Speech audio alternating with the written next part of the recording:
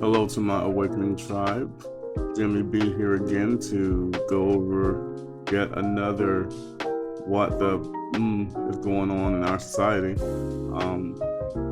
I'm not sure how many people out there grew up watching Sesame Street, grew up watching Reading Rainbow with LeVar Burton, Mr. Rogers' Neighborhood with Fred Rogers, The Electric Company, 321 Contact, all kinds of wonderful, kid-friendly, educational, responsible television programming that was on our public broadcasting systems and services. I remember multiple times being home, not feeling well, or teacher's work day, or really a snow day, but for whatever reason being home, and you get two things. Either you get your grandmother's soap operas, or you get your public TV, which is your Sesame Street, Reading Rainbow, Fly Away. Anyway, I won't even sing the song. I almost did. I had to roll it back. It's a thing when you know that there's a time where people don't respect each other like they used to, and they don't treat each other like they used to, and we have children who their faces are in their phones, and what they learn on YouTube. Not giving anything to YouTube, but if a kid can choose to watch somebody play a video game over someone teaching you how to count to 5, 9 times out of 10 they're going to pick the YouTuber playing video games. I didn't have that. What I had was programming that taught me how to read better than what I did. They supplemented what I was learning in school. What I had was programming with people who would talk to each other and explain things like, why are you speaking Spanish? Well, I speak Spanish because, I'm Hispanic and I come from Mexico, and this is the language that we speak. And if you ever want to learn it, I'd love to teach you, but it doesn't change who we are to you and who you are to me. And that's what I learned. And during all of that, I learned it's okay to have imaginary friends.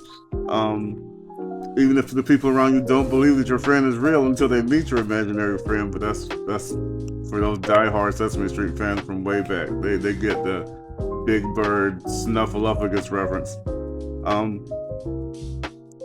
But I'm saying all this because we have a situation now in our government and in our society where we're being split apart, and we're being split apart to get turned on one another, so we can't see the ball when it's flying toward our face. While we're out here worried about which immigrant is a criminal and which one isn't, and while we're worrying about which billionaire is paying off what government official, our government, which is supposed to be resolving all of these issues, or at least putting forth legislation and policies to help alleviate the economy falling apart and the billionaires who are decimating all of our programs and safety nets and just all of these things, our government is looking at public broadcasting and programming like Sesame Street to say that these people are indoctrinating our children. No, the people who are indoctrinating our children are the ones who are so adamantly saying how this person isn't right and isn't one of us. This person isn't right and isn't one of us. This person isn't right and isn't one of us. Well, who's one of us? Who's one of us anymore? This is the awakening tribe. Everybody's welcome here. I may not always talk about everybody, but everybody's welcome. here. And I learned that from my family first and foremost. Of course, I'm not going to give props. My grandparents were amazing. My mom was amazing, but they also allowed me to watch these programs because they knew they were safe. They knew it wasn't like some program sitting there where the characters are all just farting and doing pranks on each other. It was actually education, and they taught, someone passed away with them. Let's talk about our feelings and how we deal with it, and what we need to do to get through, and that it's okay to have issues. And I'm not trying to do a Sesame Street episode right now. I'm just saying that we can't forget these programs, and we can't forget what they meant and who they're for. They had a congressional hearing going over whether we should even have these things or not, and whether these are just a waste, and whether they're ruining our children. One of the Congress people who I can't think of their name right now, but I'll make sure I say it before the end of the video. He did a very interesting one-on-one with one of the PBS officials, just going over his take. He's a Democrat, but you'll tell as soon as he starts talking. It was a good one-on-one, and he was, of course, joking around with it, but at the same time, he was putting a backspin on it to let you know, hey, this is funny and this is comical, but they are trying to take something serious away from people. Of course, as a parent, you're ultimately the one who has to decide what your kids watch and what they don't watch. But this, for me, in my opinion, and that's all this is, an opinion show, is not something that should be given away lightly. Make sure you look at these things before you just let Congress say, oh, hey, this is a waste. This is we're spending money on it unnecessarily. It's a good such a thing. I'll talk about it some more. I'll let you listen to the what the congressman was saying and give you an idea. It's only like a little over 2 minutes, so it won't be very long, but you'll get what I'm saying once you hear his version of it. Now, Ms. Kerger, the American people want to know, is Elmo now, or has he ever been, a member of the Communist Party of the United States? A yes or no? No. Now, are you sure, Ms. Kerger? Because he's obviously red. Well, he is a puppet, but no. Now, that's not all. He also has a very dangerous message about sharing and helping each other. He's indoctrinating our kids that sharing is caring. Now, maybe he's part of a major socialist plot. Let's talk about Cookie Monster. Now, we know that Health Secretary RFK Jr. is coming out against fast food and baked goods. Are we silencing pro-cookie voters? Yes or no? Ms. Kerger? But cookies are a sometime food. Well, thank you. And now, I agree with you. And let's also talk about the most important, maybe, character on Sesame Street. This is actually Big Bird. Now, Ms. Kerger, since Elon Musk actually fired USDA workers who have been working on the bird flu, does it make sense to also fire Big Bird? Yes or no? We would like to keep Big Bird. I completely agree with you. And now it gets even worse. Now, this is actually a tweet that Big Bird actually sent out about the COVID-19 vaccine, encouraging folks to actually get their vaccination, which, of course, we believe in vaccines. Now, perhaps the reason why we're having this hearing is because our chairwoman, Ms. Green, has actually said some really negative things about getting vaccinations. And that perhaps is why we are here. And so we support Big Bird being pro-vaccine and promoting vaccines across this country. Now, I will admit, though, the extreme liberal agenda that you're all pushing, I think, doesn't stop there. This, of course, is Bert and Ernie. Now, these two guys actually live together. They're friends. They're supportive of each other. Now, that might be triggering to our chairwoman and someone in this committee, and perhaps that's also why we're here today. Ms. Kerger, an important question. Are Bert and Ernie part of an extreme homosexual agenda? No. Thank you, Ms. Kerger, and thank you for being a good sport. So the message, I think, today is very, very simple. If we're going to get rid of any puppeteers, we should get rid of the one that's actually controlling Donald Trump. Fire Elon Musk and save Elmo. Now, All right, so that was Representative Robert Garcia from the great state of California. That was during a Doge committee hearing where he was actually questioning or really having a conversation with Paula Kerger, who was the CEO of PBS. So it gives you an idea of how ridiculous the entire situation is. And definitely thank you, Daily Mail, for the videos that I can use on this to talk about the situation.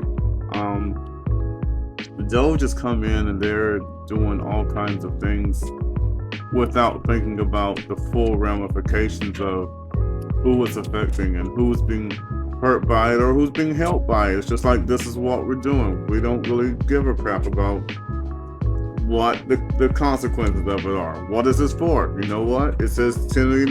Who cares? Get rid of it. That doesn't work with everything. You can't go into, you can't start destroying stuff and think if you throw dynamite into a small enclosed area, it just requires a hammer, that you're going to have the same effect. You're not. You're going to blow everything else up around it as well, and that's not a good thing. I want to go a little more into, I know it's just Sesame Street, and maybe a lot of people think, why is this dude even talking about Sesame Street? But there's a bigger picture here. The bigger picture is that this was a series that was created originally back in the 60s. It was designed to help children from the inner city feel more like they're known, they're seen. The whole set was designed like an urban area with your brownstones and your stoops. The cast was multicultural with people of different colors and races and kids and adults, and it was really like being in a melting pot. You had, you didn't just have the same old where they're just singing. And I'm not trying to completely make it a racial situation, but the whole point of the show, and it was, even produced by child psychologists, were to allow disenfranchised people to have something that they could relate to in order to be able to learn better and to be able to incorporate better with just the world around them. This was all going on during the civil rights movement. So on top of this program coming and giving disenfranchised children something to look forward to, you go to school and you deal with all of the turmoil and you deal with all of the stress, and you can just go home as a little kid and sit down with Big Bird and Snuffleupagus and Oscar the Grouch, and each one of these characters will allow you to tap into a different emotion, a way to deal with that emotion. And at the same time, whatever you learn from school, well, now you have something that supplements that. Hey, 2 + 2 is 4. Well, you go home, you're watching this show, and you have a funny puppet who's counting fruit, or Cookie Monster counting cookies. It's a whole thing that that's not to be taken lightly, and it's not just something designed to indoctrinate. It's something designed really to bring bring everyone together. It's not meant to be let's put Bert and Ernie in the same apartment together so we can teach kids to be homosexual. There's so many factors that doesn't make sense. We all make the jokes about it because the two guys in a apartment together, but that's us. That's what we do as people. We let our own homophobic beliefs get in the way of what's rational and what's best for the people that we love. I got a little sidetracked right there, but the programming, of course, came under fire because once people saw the scenes and they saw the set and they realized, hey, this show looks like it's geared toward people of color, then of course, other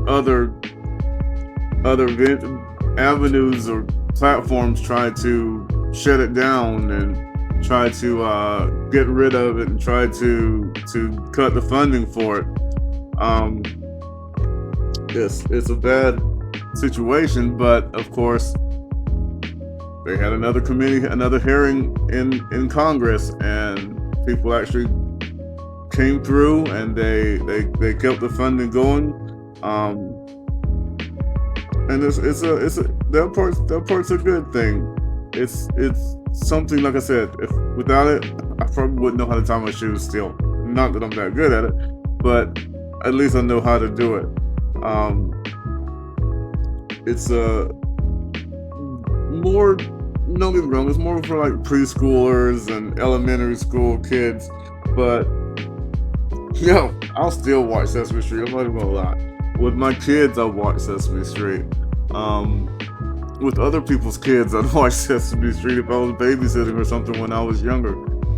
It's something that we need to keep looking at, and we need to, when you think about the children who are being disrespectful and the children who don't know how to even just walk through society, they don't even know how to interact with other people, because we've all separated ourselves. We've all separated ourselves, and we've put ourselves in a place where I'm here in my house on a computer, on a phone, on a video game, and I'm talking to other people through these services, but I'm not interacting with them in a real way. It's an artificial way. You're on that side of the headphone, or that side of the face app, or whatever the case may be. We don't, and these are kids now. These aren't kids who are outside playing and learning, okay, this is how you share, or inside playing, and hey, let's put these toys together, and hey, how many did you come with? Oh, I came with 5. How many do you have? Oh, I have 5. Okay, well, we got 10 total. Let's do this. This is a scene from Sesame Street where Snuffleupagus, who was Big Bird's in the beginning imaginary friend, and then they found out he was a real friend. His family was going through a divorce, and they took this opportunity to discuss it and show that the kids involved weren't the only ones. Not the kids involved, but the kids watching. The puppets were just like them. They go through problems, they have issues, they have emotions, they have good times, bad times, and it explains how you can deal with them emotionally. This thing's a little bit broken up because it's a very old scene. It's like 40, 50 years old, I'm not even sure. But it does, again, give you another side of this. And I'm showing you all this because we need to get back to the basics. It's not there's men in women's bathrooms. There's men in women's sports. It's not the kids are listening to whatever kind of music. It's really just they don't interact anymore. People don't know how to interact with each other. We're so used to doing stuff in our own bubble that when we have to have our bubbles touch, we don't know how to deal with it. We don't know how to make it where I can have you in my circle and it doesn't bother me. I don't feel like you're the enemy, or I'm your enemy, or you've got more of this than I've got, so therefore you're better than me, or worse than me, or there's just so many aspects of just presenting this to people, and to think that when they should be trying to concentrate on bringing the economy down, they should be concentrating on resolving these tariff issues with Canada, China, Mexico, and every other country that they seem to want to be tariffing right now. There's so many more important things that they want to do They need to set up a real committee to figure out what Elon Musk is getting rid of and why. Why is it that no one seems to understand that while you're looking over here at Sesame Street and indoctrination, you're totally missing out on we're tearing apart all of the norms and the foundation that makes America what it is. I want to basically end it with that.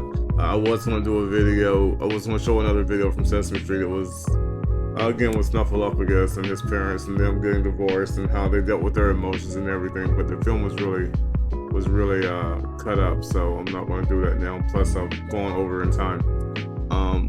I hope you guys enjoy it. I hope you like, share, follow all of the things that we do to help keep these platforms going. I'm definitely trying to create a space for us to be able to talk and discuss and have these things out in the open in a truthful, honest way. Even if, again, I'm come off like a conspiracy theory, I'm still going to be telling you the truth. We're a tribe. We're a tribe. We're a family. We're going to do this all together, and I'm looking forward to everything that this is going to bring. And so, until next time, just remember we are the awakening. Please stand by. On this day, March 31st, in Black history, 4-time Olympic gold medalist Jesse Owens passed away from lung cancer in 1980. Jesse Owens was a legendary track and field athlete who died at his home in Arizona. His achievements at the 1936 Berlin Olympics, where he won 4 gold medals, and made him a global icon and a symbol of resilience and triumph against racial discrimination. We appreciate everything you've done for us and for the future of sports and with Black people. R.I.P. Mr. Owens, and that is our Today in Black History.